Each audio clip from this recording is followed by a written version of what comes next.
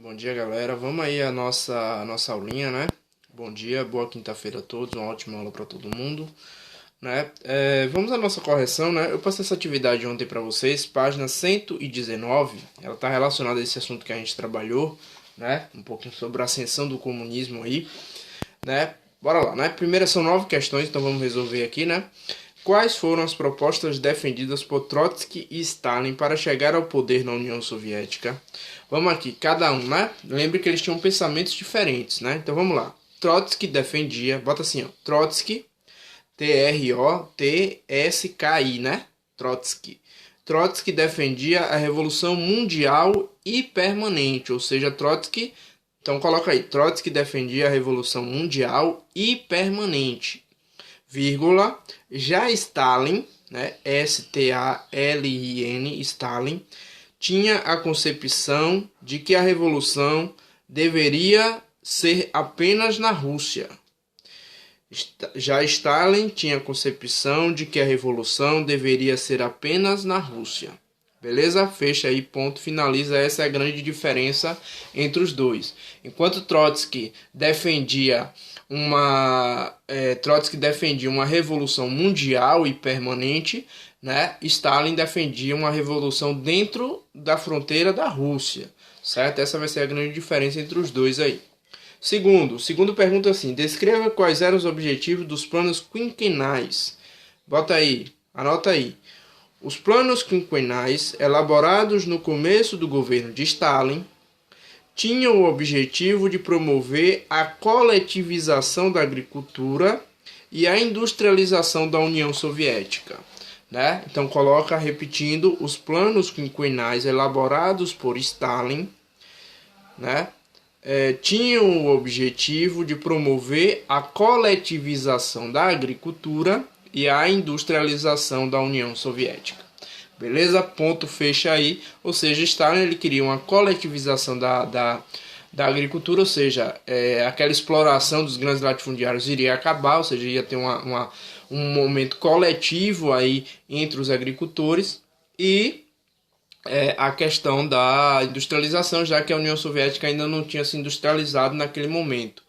Então, esses são dois passos aí que Stalin vai defender: a coletivização da agricultura e a industrialização da União Soviética. Beleza? Terceira questão: como a União Soviética manteve o controle político de alguns países do leste europeu após a Segunda Guerra Mundial? Anota aí. Terceiro, aliando-se aos movimentos de resistências locais que já lutavam contra as tropas alemãs. Então, coloca aí. Aliando-se aos movimentos de resistências locais que já lutavam contra as tropas alemãs, certo?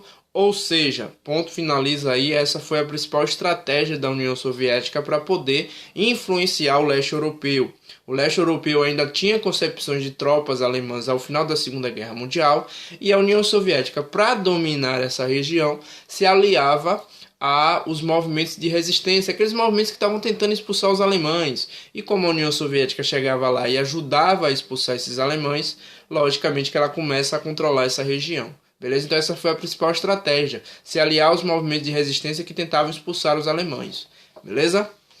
Vamos aí para a quarta questão. O que foi o processo de desestalinização iniciado por Nikita Khrushchev, né? Nikita Khrushchev foi aquele que assumiu o poder após a morte de Stalin. Então vamos aí. Cadê? Quarta questão, né? Vamos lá. Olha aí a resposta, ó. Tentou implementar reformas econômicas e políticas, além de uma política mais pacifista com o bloco capitalista. Esse vai ser ponto, finaliza aí. Vou explicar agora o porquê, né? Então, o que foi que eu falei aí? Tentou implementar reformas econômicas e políticas, além de uma política mais pacifista com o bloco capitalista. Ou seja, ocorreram reformas políticas e econômicas, até porque a União Soviética precisava fazer essas reformas após aquele momento, né? Então, essa desestalinização é justamente isso, são essas reformas políticas e econômicas, além de uma relação mais pacifista, ou seja, um diálogo maior com os países capitalistas, coisas que Stalin não fazia, né? Logicamente que Khrushchev ele tenta mais ali conversar, dialogar com os países capitalistas, certo? Então esse vai ser o ponto aí. Questão 5. Quais são as semelhanças entre a política econômica de Mao Tse-tung na China e a de Stalin na União Soviética? Ele pergunta quais são as semelhanças, né? Todos os dois aí comunistas, né? Mas vamos ver qual é a semelhança. Questão 5, né? Olha a resposta aí. Os comunistas na China adotaram a coletivização da terra e a industrialização, modelo semelhante ao soviético. Repetindo, os comunistas na China adotaram a coletivização da terra e a industrialização, modelo semelhante ao soviético. Né? Então anota aí, ponto, finaliza. Lembre que a gente falou que Stalin fez essa política de coletivização da agricultura, né? Coletivização da terra. Né? A terra não existe aí a propriedade privada, é tudo coletivo, é tudo de todo mundo. Né? Então a China faz a mesma coisa, ela coletiviza a terra e também processo de industrialização, assim como Stalin tinha feito. Então essa é a grande semelhança, coletivização da terra e industrialização, certo? Vamos à questão 6, né? Quais foram os objetivos da Revolução Cultural? Então anota aí, ó. Superar quaisquer resquícios da prática capitalista na sociedade chinesa e abolir os costumes da chamada cultura burguesa. Repetindo, superar quaisquer resquícios da prática capitalista na sociedade chinesa e abolir os costumes da chamada cultura burguesa. Ou seja, ponto, anota aí, vou só explicar aqui agora. Ou seja, qual a intenção da reforma cultural ali de Mao Tse-tung, né? Ele até tinha sido afastado do poder e ele projeta essa reforma cultural justamente para afastar as ideias do capitalismo da China, né? Faz uma reforma cultural totalmente voltada para a valorização do comunismo e do socialismo e tenta afastar da China as ideias de capitalismo. E outra, né? Tenta afastar essas ideias de capitalismo da China. E outra coisa que ele fala aqui, né? E afastar a chamada da cultura burguesa. A burguesia é o principal líder desse capitalismo. Então, afastar essa cultura burguesa da China era muito importante para essa revolução cultural. Beleza? Questão 7, né? Que motivos deram origem à organização do movimento guerrilheiro em Cuba? Então, vamos lá. Anota aí. Questão 7. O movimento guerrilheiro em Cuba surgiu como uma reação dos opositores ao regime ditatorial de Fulgêncio Batista.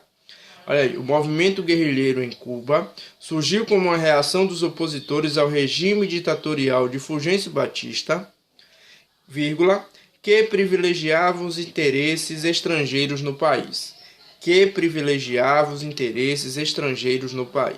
Ponto, finaliza, anota aí. Vou só explicar um pouquinho. Ou seja, esse movimento queria derrubar Fulgêncio Batista. Fulgêncio Batista era um ditador lá em Cuba, né? E que era o quintal dos Estados Unidos. Ou seja, ele fazia todas as vontades dos Estados Unidos. Eles eram praticamente uma colônia dos Estados Unidos. Então, a ideia era justamente essa, né? Derrubar Fulgêncio Batista, né? Como diz aqui, né? Porque ele era subserviente, né? Ou seja, ele servia aos interesses de países estrangeiros, né? Então anota aí, vamos para a questão 8, né? Explique o que foi a Confederação de Potsdam, né? Vamos ver aqui rapidamente. Deixa eu ver onde a gente pode achar a Confederação de Potsdam. Sim, vamos lá, né? Ó, Confederação de Potsdam. Tá na página... Cadê, meu Deus?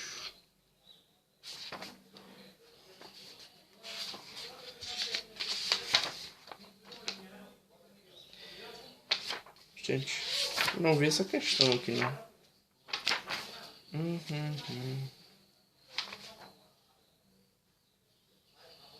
Vamos lá. Questão 8, né? Tá na página... Vamos aqui, ó.